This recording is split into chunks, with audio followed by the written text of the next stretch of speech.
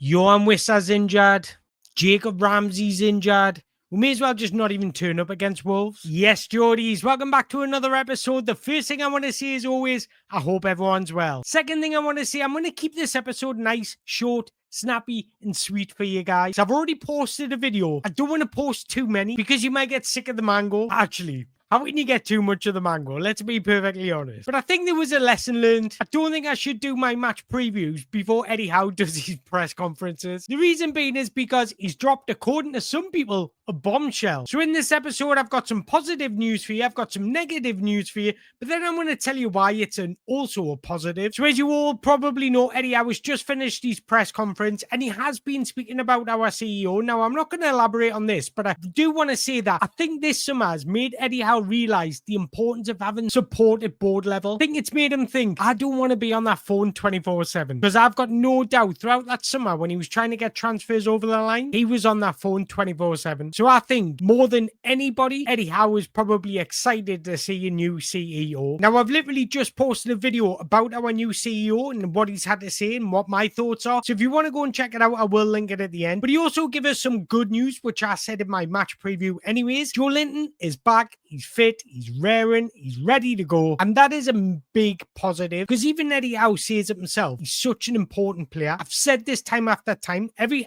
time Joelinton's missing, we see the difference, not only in the team's performance, but in individual performances. You know you're an important player when you improve the players around you. That is exactly what Joelinton does. He walks so everybody else can run. Let me elaborate on that because his presence allows other players to be more adventurous. Because he's so tactically, defensively disciplined, it allows our left back to support attacks. It allows Harvey Barnes or Anthony Gordon or whoever's playing on the left wing to be more adventurous in their position. But it also allows Bruno to get forward, Tonali to get forward at times. So we've got those deep runners from midfield. Against Leeds, we didn't really see that. Every time the ball was going up to William Masula, he was isolated. So players with that defensive solidity, that presence in midfield, that ball-winning ability is massive to everybody else on the pitch. So that is positive news number one. Just thinking out loud here, I'm going to try and give you 4 bits of positive throughout this video to offset the 2 bits of negative. So the second bit of positivity, Eddie Howe has also been speaking about our new striker, Nick Woltemade, and he come out and said he's fine. The Wolf is fine to play against the Wolves. Yes, I've just given Nick a new nickname. I'm going to call him Wolf from now on. He's come out and said he's trained well and we're really pleased on how he's looked in the first couple of days. It's a big change for him, big opportunity for him. He's got a great nature and a great character. Look, this is great news because it looks like he's settling into the environment very well. He's trained with the boys. He's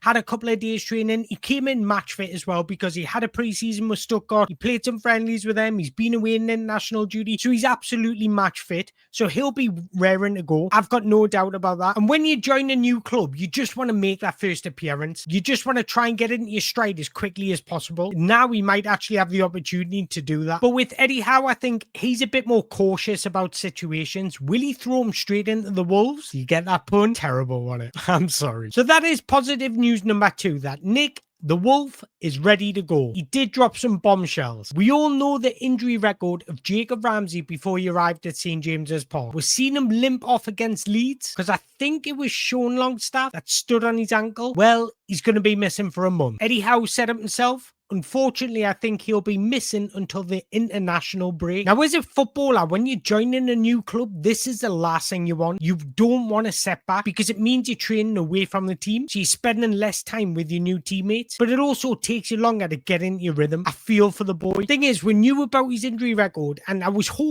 praying that a new change of environment might just give him a new lease of life. And I'm hoping this might be the first but the last injury for Newcastle United. But look, I feel for injury-prone players because do you think they choose to be injured? Not at all. And it's not like it was a muscle injury. It was more of an impact injury, and there's a difference between the two. So the fact it's an impacting injury rather than a muscle tear or something like that makes us think, okay, let this one slide. But what have I been saying throughout this summer period? What have I been saying throughout the transfer window? We need an additional midfielder. Even if we do bring in Jacob Ramsey, we need an additional midfielder because think about it now, right? We've got Joelinton, Bruno, Tonali, who all seem to start. And then we've got Joe Willock, who doesn't really fit our game tactically. And we've got Lewis Miley, who we're still grooming and breeding through. We've got no depth in midfield. This is why I was putting out episodes saying the importance of signing another midfielder. This is why I think in January, our priority should be another midfielder. Because answer me this question. If Joelinton gets injured and Bruno gets a red card against Wolves,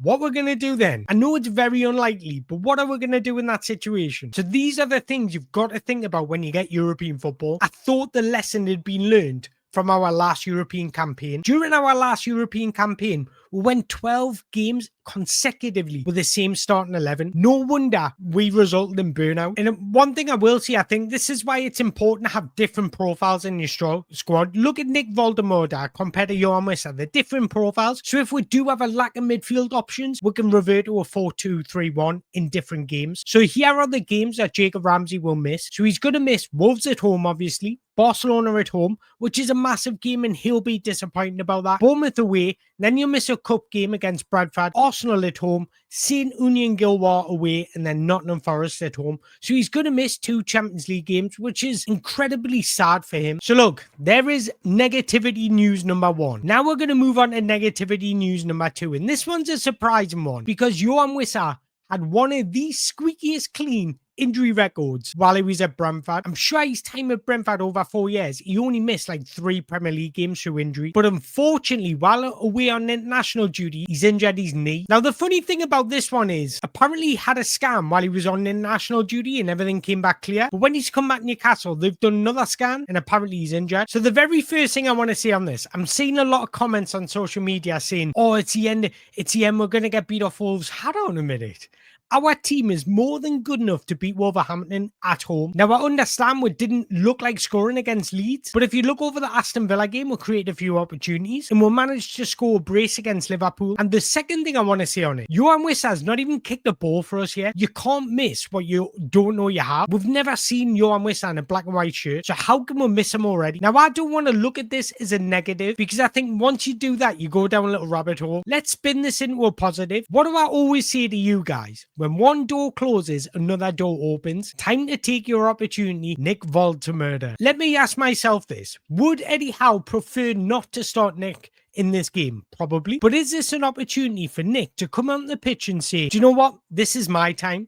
This is going to be my turf. I want to play against Barcelona, so I want to play so well that I make sure Eddie Howe has no choice but to start me against Barcelona. That's what the attitude he's got to have in his mind without putting too much pressure on himself. Just saying, look, if I play my natural game, I know what I can bring to this team. So what I mean by these words is, this is a massive opportunity for Nick to say, I'm going to claim a starting position in this 11. And this is why I was so confident that we've actually better now in our strike force. Our duo now is actually better than our older duo, because if our starting striker in our older duo got injured, I had zero confidence in our replacement. But now, when Wissa gets injured, I'm sitting there looking at the situation thinking, Nick Woltemade, he's not a bad replacement. Think about it. Out of the 11 starting, there's only one player different from last season. So what I'm saying is, not much is going to change, whether it's Johan Wissa or whether it's Nick. Whoever starts as a striker, not much will change because there's only one player missing from last season. If it had been 10 players missing, I'd be sitting there thinking, how are we going to play? What are we going to do? But it's going to be the same. So this is why I'm saying we should stick to our 4-3-3 system, and not much is going to change, guys. Keep playing our system because that is the best system to counteract a 3 at the back. And in fact, when Nick plays as a striker, he's probably best suited to a 4-3-3 instead of a 4-2-3-1. And the reason being is because in a 4-3-3 system, you give him more support. And that is how you get the best out of the big wall. Germany, during the international break, showed you exactly how not to use the big wall. Don't use him as a lone striker and a target man. However, what you need to do is get support around him. And what I mean by that is because Nick likes to go that way, you need everybody else to go that way, because what Nick will do is he'll want to come in, drop deep, get on the ball. Germany didn't give him that freedom to do that because they allowed Florian Wirtz to get on the ball. When he was playing with Germany, his role was to pin the centre-backs back. His role should not be that in Newcastle United. Allow him to come and get involved in play. But when he does, you need the likes of Bruno, Joelinton, Tonali,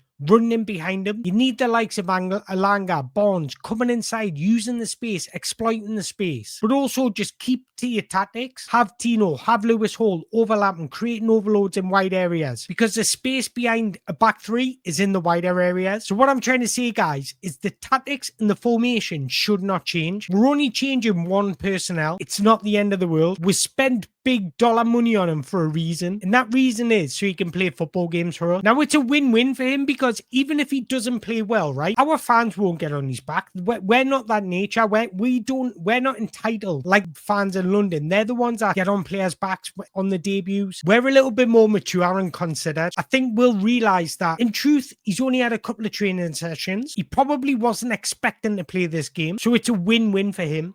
If he scores a winner, best case scenario. If he doesn't, it doesn't really matter. So there's not much pressure on the guy. But look, I want to hear your thoughts from the injury news. I didn't want to make it a negative one because nobody likes listening to a negative mango. Let's get some positivity going. This is where our season starts, with or without Johan Wissa. But look, don't forget, you drop your comments in the below. If you haven't watched my preview already, go and check it out. If you haven't watched my video today already, go and check it out, because I talk about a new stadium. I talk about the importance of developing your youth academy. And if I do say so myself, it's not too bad. Once again, guys, I hope you've enjoyed this video. If you have, hit that like button, hit that subscribe button. And one last thing to say, I can't wait for tomorrow. I will be doing a review straight after, so stay tuned for that.